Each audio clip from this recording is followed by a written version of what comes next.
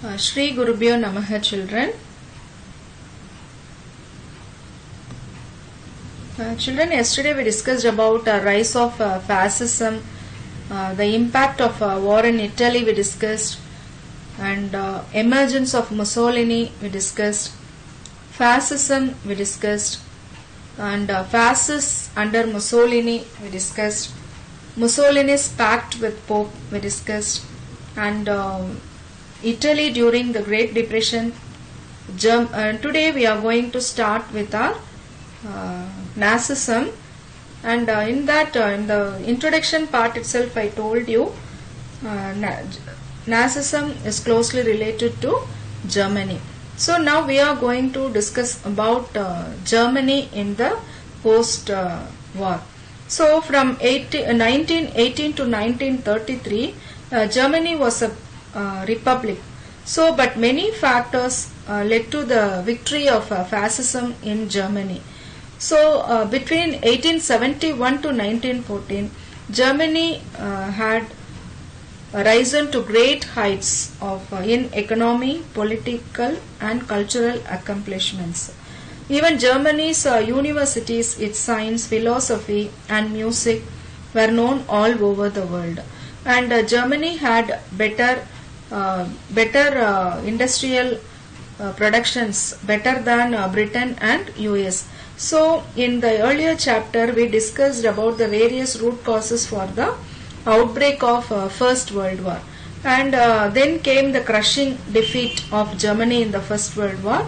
The Germany people were discouraged, they lose hope because the reparations and other clauses in the Treaty of Versailles. So according to the Treaty of Versailles, Germany has to follow various provisions. So this created dissatisfaction and hardships among the people. So this situation was utilized by the reactionary group, and it started to spread their ideas that the reason for the Germany's defeat was socialists and the Jews. So this became popular among the people, that especially socialists and Jews were the reason for the failure of Germany in the war. So Germany's defeat at the end of the World War I, it created a big shock among the people. And moreover, the Great Depression, in a previous paragraph we discussed the Great Depression in Italy, isn't it? So in the same way, the Great Depression also, depression added a fuel to the situation, and they started to turn against the Republican government. Now, evolution of German fascism. So this, it goes back to the year 1919 when a group of 7 men met in Munich and founded this National Socialist German Workers' Party, and it is abbreviated as Nazi.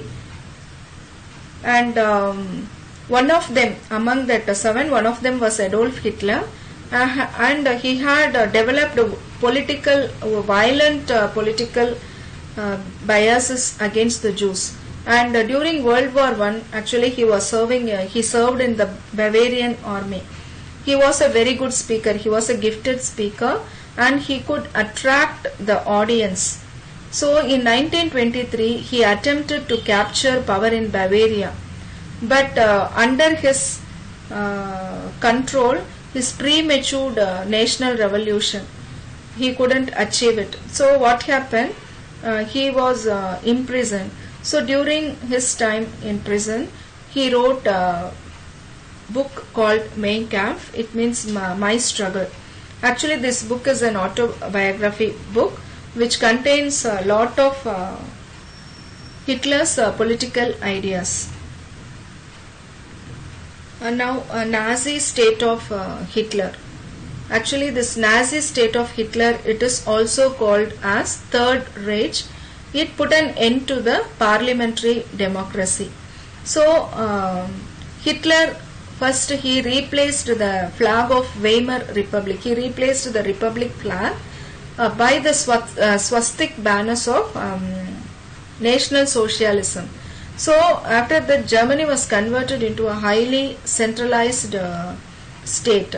So all the political parties except this Nazi party was declared illegal, and the army of brown-shirted and jack-booted troopers were expanded. He expanded his army, and a separate association for Hitler Youth was created. In the same way, Labor Front was also set up for the labours.